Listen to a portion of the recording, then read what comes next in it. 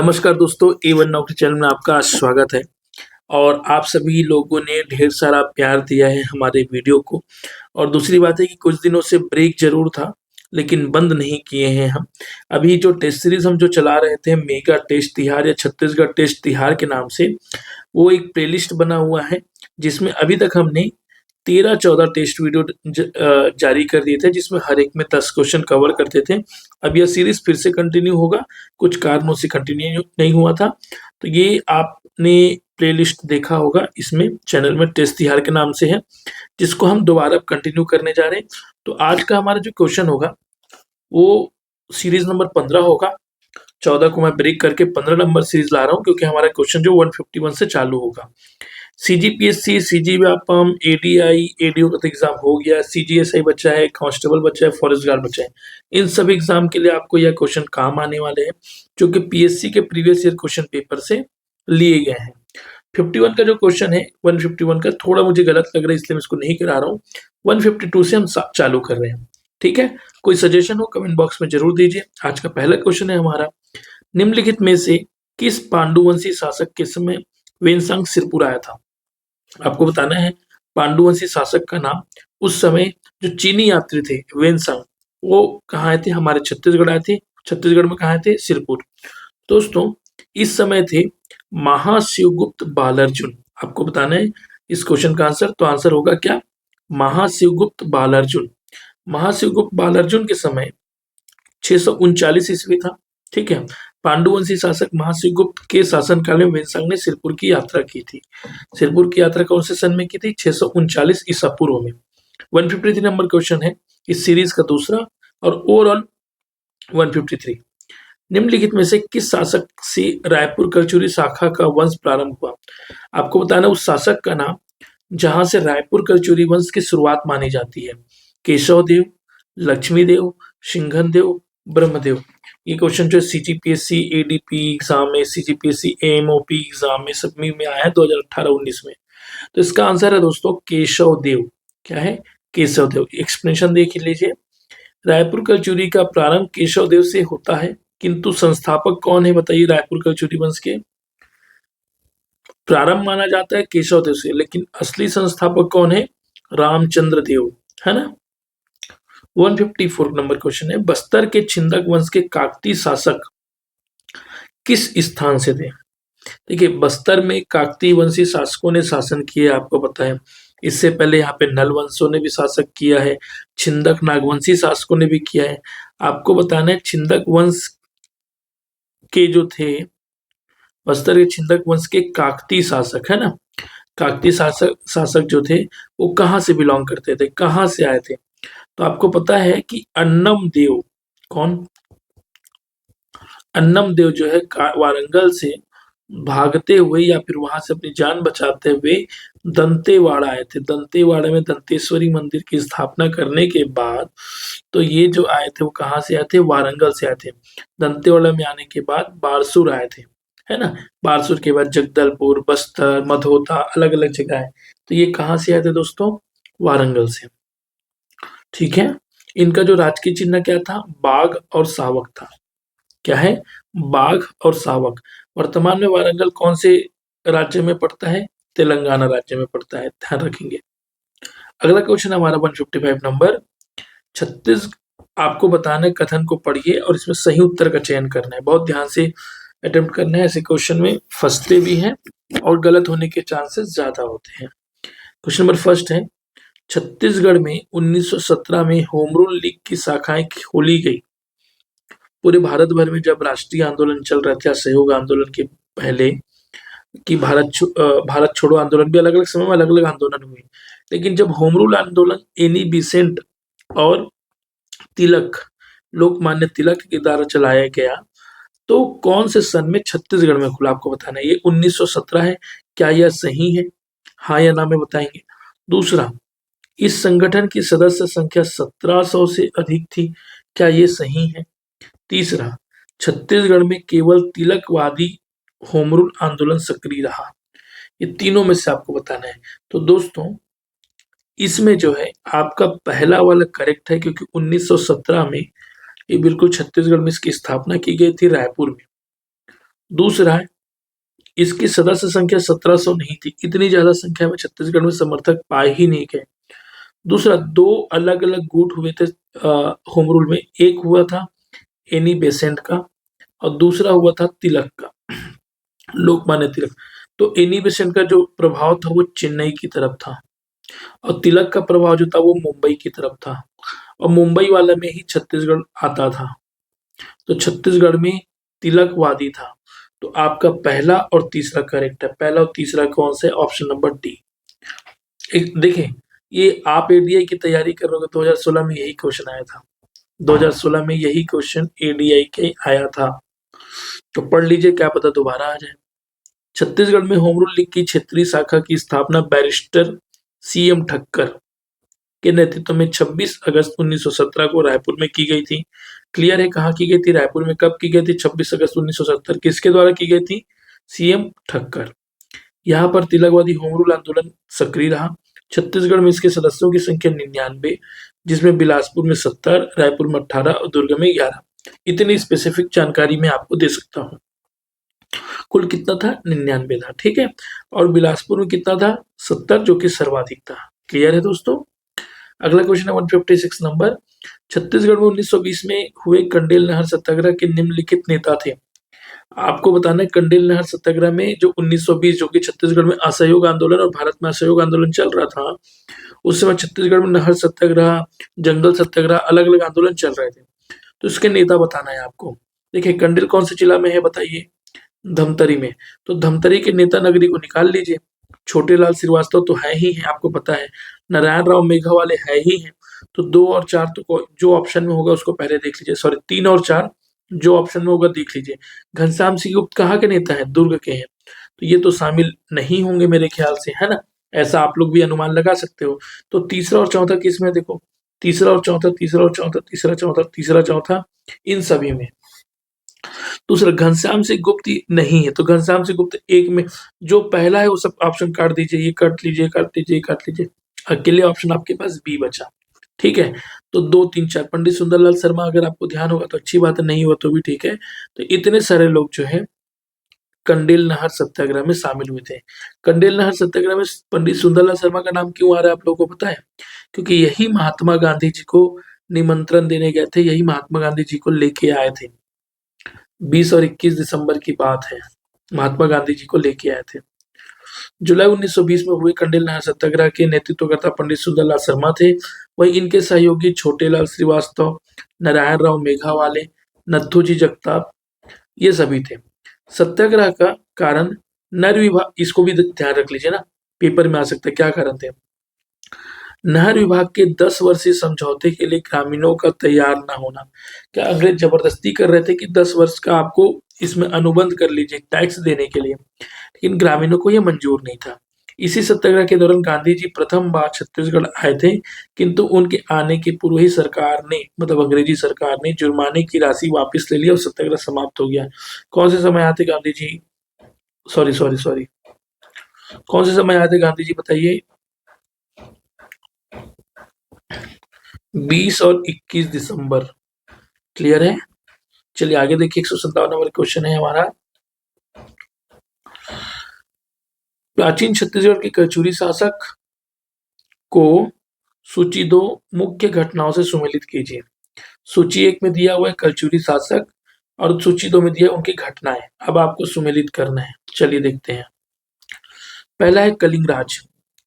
कलिंगराज संस्थापक सदस्यों में से एक है ना? और इन्होंने ही राजधानी परिवर्तन किया था, तुम्बान को राजधानी बनाया था।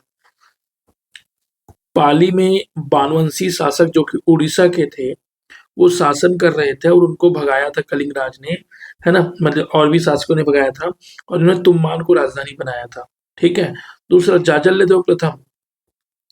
जाजल्य देव प्रथम पता है ना, सोमेश्वर देव के साथ उनका युद्ध हुआ था। बस्तर के सोमेश्वर देव को पराजित किया था। कौन किया था? जाजल्य देव प्रथम। तीसरा, कल्याण शाह क्या किए थे? मुगल दरबार में उपस्थित हुए थे। इनको अकबर ने बुलाया था, जहांगीर ने भी बुलाया था कल्याण शाह को, और इन्होंने एक टैक्स पद्धति दी थी अर्थव्यवस्था के लिए। उसको आपको कमेंट बॉक्स में लिख के बताना है। ऑप्शन नंबर डी, मतलब डी है रघुनाथ सिंह। रघुनाथ सिंह जो है समर्पण कर दिए थे मराठा सेना के सामने। तो ऐसे मिला लीजिए, ए का है चौथा। ए का चौथा अकेले ऑप्शन में है, देखिए। दूसरा का है, सॉरी, ए का है तीसरा, माफ कीजिएगा, ए का है तीसरा। तीसरा देखिए, ए का तीसरा इसमें और तीसरा इसमें। जाजा लेते हो प्रथम चौथा नंबर में आएगा, बस्तर के सोमेश्वर देव को पराजित किया। देख लीजिए दूसरा, बी ऑप्शन चौथा इसमें है। सी ऑप्शन का पहला, कल्याण से क्या मुगल दरबार में उपस्थित हुए थे, पहला। डी ऑप्शन रघुनाथ सिंह मराठा सेना के समक्ष समर्पण कर, दूसरा। तो आपका ऑप्शन नंबर डी करेक्ट है, एडीआई में आया था। देख लीजिए, कलिंगराज तुमान को राजधानी बनाया, जजलदेव सोमेश्वर देव को कल्याण शब्द मुगल दरबार में उपस्थित रघुनाथ सिंह मराठा सेना के समक्ष आत्मसमर्पण कर दिए थे। इसी के साथ हमारा 158 नंबर का क्वेश्चन है। इसमें आपको क्या बताना है, कौन सा सही है बताना है। प्राचीन छत्तीसगढ़ का उत्तरी भाग मौर्य साम्राज्य में सम्मिलित था। आपको बताना है जो छत्तीसगढ़ का जो नक्शा इस प्रकार से है ना। तो प्राचीन छत्तीसगढ़ में जो उत्तरी भाग है वो मौर्य साम्राज्य में सम्मिलित था क्या, ये बताना है। तो था, आपको पता है सरगुजा क्षेत्र में मौर्य साम्राज्य का पता चलता है। अशोक के कोटा डोल जगह है, वहां भी उसका साक्ष्य मिलता है। अशोक की लाठी है वहां पे। दूसरा, सरगुजा क्षेत्र की सीता बेंगला जोगीमारा गुफाओं में मौर्यकालीन अभिलेख प्राप्त हुए हैं, ये भी करेक्ट है, मौर्यकालीन अभिलेख प्राप्त हुए, ये करेक्ट है। तीसरा, अशोक के कलिंग अभिलेख से इसकी पुष्टि होती है। देखिए, कलिंग अभिलेख में कहीं भी किसी प्रकार से छत्तीसगढ़ में शासन की पुष्टि नहीं मिलती है। कलिंग अभिलेख स्पेसिफिक बात हो रही है, ठीक है। तो पहला और दूसरा करेक्ट है दोस्तों, पहला और दूसरा करेक्ट है, ऑप्शन नंबर बी। और ये भी एडीआई के क्वेश्चन में पूछा गया था, एडीआई के एग्जाम में आया था। काफी अच्छा क्वेश्चन है, देखते हैं। देखिए, ऑप्शन नंबर 20 करेक्ट। मैं आपको पढ़ देता हूं इसके लिए। प्राचीन छत्तीसगढ़ का उत्तरी भाग चंद्रगुप्त मौर्य के प्राचीन अभिलेख प्राप्त का भाग तथा शेष भाग कलिंग प्राप्त के अंतर्गत आता है, कलिंग प्रांत के अंतर्गत आता है। ध्यान रखेंगे, एक मिनट। उत्तरी भाग जो है चंद्रगुप्त मौर्य के प्रांत का भाग होगा, यहाँ पे थोड़ा प्रिंटिंग मिस्टेक लग रहा है। और बाकी शेष भाग जो है कलिंग के अंतर्गत आता था। तो लेकिन उत्तरी भाग जो छत्तीसगढ़ का है वो किस में आता था, चंद्रगुप्त मौर्य वाले मौर्य साम्राज्य में आता था। सरगुजा क्षेत्र की सीता बेंगरा गुफा से मौर्यकालीन प्रस्तर नाट्यशाला प्राचीन थिएटर के अवशेष प्राप्त हुए हैं, जबकि जोगीमारा गुफा से मौर्यकालीन एक उत्कीर्ण लेख प्राप्त हुआ है। जोगीमारा की गुफा से क्या मिला था, मौर्यकालीन एक उत्कीर्ण लेख प्राप्त हुआ था, जो सुतनुका नामक देवदासी एवं देवदत्त के प्रेम वर्णन करता है। प्रेम वर्णन के बारे में बताता है, आप सभी को पता है, नाट्यशाला मिले थे, वहां पे कुछ कुछ उत्कीर्ण थे जिससे उनके प्रेम कथा के बारे में ही पता चलता है। अशोक के कलिंग अभिलेख से छत्तीसगढ़ के बारे में कोई जानकारी नहीं प्राप्त होती है। अशोक के कलिंग अभिलेख से छत्तीसगढ़ के बारे में कोई जानकारी प्राप्त नहीं होती है, ये क्लियर है। इसलिए ऑप्शन नंबर जो यहाँ पे 3 था ये गलत था, ठीक है। अगला क्वेश्चन है 159। प्राचीन छत्तीसगढ़ के पांडु वंश के निम्नलिखित शासक ने मौखरी राजकुमारी वसाटा से विवाह किया था। आपको बताना है पांडु वंश जो कि सिरपुर में बेस्ड थे, है ना। अब उन्होंने एक राजकुमारी मौखरी राजकुमारी वसाटा देवी से विवाह किया था। वसाटा देवी, आप लोगों को पता है, एक मंदिर याद आ रहा होगा, सिरपुर का मंदिर। सिरपुर का जो मंदिर था वसाटा देवी ने निर्माण करवाया था। किसके याद में निर्माण करवाया था, अपने पति के नाम पे था। तो पति कौन था, पति हर्षगुप्त थे। कौन थे, हर्षगुप्त। हर्षगुप्त का बेटा कौन हुआ बताइए, महाशिवगुप्त तीवरदेव था, महाशिवगुप्त था ना। तो हर्षगुप्त जो है मौखरी राजकुमारी वसाटा देवी से विवाह किया था। तो ऑप्शन नंबर सी आपका करेक्ट हो जाएगा। एक्सप्लेनेशन पढ़िए। पांडुवंश के शासक हर्षगुप्त ने मगध के मौखरी वंश के राजा सूर्यवर्मा की पुत्री वसाटा देवी से विवाह किया। हर्षगुप्त की मृत्यु के पश्चात रानी वसाटा ने उनकी यादों को चिरस्थायी बनाने के लिए लक्ष्मण मंदिर अर्थात विष्णु मंदिर सिरपुर का निर्माण करवाया, जो लाल ईंटों से निर्मित नागर शैली में बना। यह भगवान विष्णु को समर्पित है। ध्यान रखेंगे, लक्ष्मण मंदिर जो है, देखो मेरे इस वीडियो को बहुत लोग पहली बार सुन रहे होंगे और बहुत लोग वो भी होंगे जो ऑलरेडी पढ़े होंगे, लेकिन बहुत लोगों को नहीं पता, इसलिए मैं यह एक्सप्लेनेशन करता हूं ताकि इसमें ज्यादा से ज्यादा कंटेंट मिल सके। इसमें एक एक्सप्लेनेशन में बहुत सारे कंटेंट ऐड हो जाते हैं दोस्तों। अगर इन सभी से और भी क्वेश्चन बनेगा तो आपको अलग से किताब पढ़ने की जरूरत नहीं पड़ेगी, आप यहीं से इसको याद कर सकते हैं। देखिए कहा गया है कि लक्ष्मण मंदिर को भगवान विष्णु का भी मंदिर कहा जाता है और इसको समर्पित है। मंदिर की प्रशस्ति रचना कवि ईशान किसने बनाया था? कवि ईशान ने की थी, जो बाणभट्ट का समकालीन वह मित्र था। आपको नया चीज ये मिला ना। तो कवि ईशान जो है मंदिर के स्ट्रक्चर तैयार किए थे, है ना। तो फाइनली आपको आंसर मिल गया, पांडुवंशी हर्षगुप्त की पत्नी थी कौन? वशाटा देवी। आज का हमारा लास्ट क्वेश्चन होगा दोस्तों 160 नंबर का, तमोरा जंगल सत्याग्रह के बारे में। छत्तीसगढ़ में बहुत सारे जंगल सत्याग्रह हुए। तमोरा जंगल सत्याग्रह के संबंध में कौन सा विकल्प सही है, आप बताओ। पहला, तमोरा जंगल सत्याग्रह सितंबर 1930 में प्रारंभ हुआ। हाँ बिल्कुल। और तमोरा कहाँ पे है बताओ? महासमुंद में। कहाँ पे है? महासमुंद। महासमुंद का नाम महासमुंद कैसे पड़ा, इसके पीछे भी एक कहानी है, पता है ना। जब समुद्रगुप्त आए थे अपने छत्तीसगढ़ में, जब वो आगे अश्वमेध यज्ञ करा रहे थे या फिर राज्य करने आ रहे थे, तो महानदी के किनारे, महानदी के किनारे ठहरे हुए थे और उनकी पत्नी वहां पे स्नान करी थी। तो उसी लिए उस जगह का नाम क्या पड़ा? महासमुंद। समुद्र से समुद्रगुप्त और महा से महासमुंद। आप इस चीज को ध्यान रखें, ठीक है। हमारे छत्तीसगढ़ में बहुत कहानियां हैं। सेकंड, हरिमर्दन गिरी इस आंदोलन के डिक्टेटर नियुक्त किए गए। देखिए अगर आप अच्छे से पढ़े होंगे तो आपके बारे में जानकारी होगा, ये भी करेक्ट है। हरिमर्दन गिरी इस चीज के नेतृत्व करता ही थे। तीसरा, सर्वप्रथम दयावती महिला सत्याग्रहियों के साथ वन में प्रविष्ट हुई।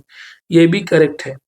दयावती नाम की एक महिला थी जो कि सत्याग्रह को लीड कर रही थी और इन्होंने ही वन में सबसे पहले प्रविष्ट हुई थी।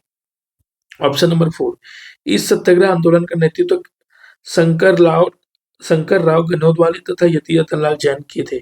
यति रतनलाल जैन महासमुंद से ही बिलोंग करते हैं, आपको एक बात बता दूं, है ना, जो कि तमोरा जंगल सत्याग्रह के प्रमुख नेता थे। और शंकर राव गनोदवाले उधर के ही हैं। तो इसमें दोस्तों चारों ऑप्शन करेक्ट है, 1 2 3 4। Option number D is correct. इसके बारे में मैं और डिटेल बता देता हूँ। प्रारंभ हुआ था सितंबर 1930 में।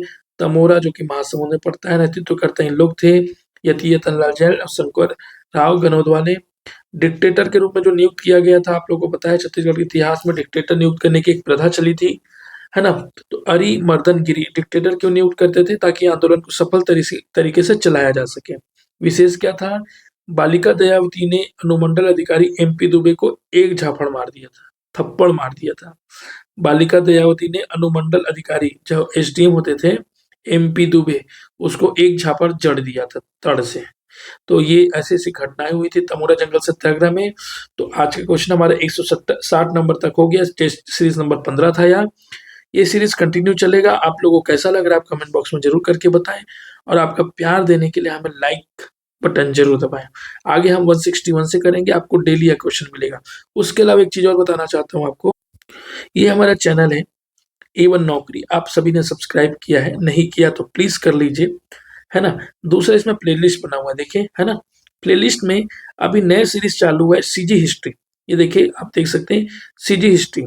इसमें हम जो है पूरे हिस्ट्री को, छत्तीसगढ़ की हिस्ट्री को चैप्टर वाइज ला रहे हैं। चैप्टर वाइज जितने भी क्वेश्चन पीएससी के पेपर में आए हैं, व्यापम के पेपर में आए हैं, अलग अलग किताबों का सहारा लिया है हमने, और उसमें क्वेश्चन स्पेसिफिक कर रहे हैं ताकि इस सीरीज से जितने क्वेश्चन आए चैप्टर वाइज, जैसे देखिए पाषाण काल से आज तक जितने क्वेश्चन आए हैं पूरे इस सीरीज में कवर है। वैदिक काल से आज तक जितने क्वेश्चन आए इस सीरीज में कवर है। जैन धर्म में जितने क्वेश्चन आए कवर है। तो आप सोचिए आपके पूरे एग्जाम के लिए चैप्टर वाइज अगर आप कर लेते हैं तो पूरे क्वेश्चंस तैयार होंगे, कोई क्वेश्चन छूटेगा नहीं। अगला हमारा ऑलरेडी अपकमिंग में है नलवंश और सातवाहन वंश। इसके बाद सीरीज और आएगी, तो ये सीरीज कंटिन्यू चलेगा। इस सीरीज को श्वेता मैम के द्वारा पढ़ाया जा रहा है। आपको कैसा लग रहा है इस वीडियो को जरूर देखें, दूसरों तक शेयर करें और कमेंट बॉक्स में जरूर बताएं। Thank you so much.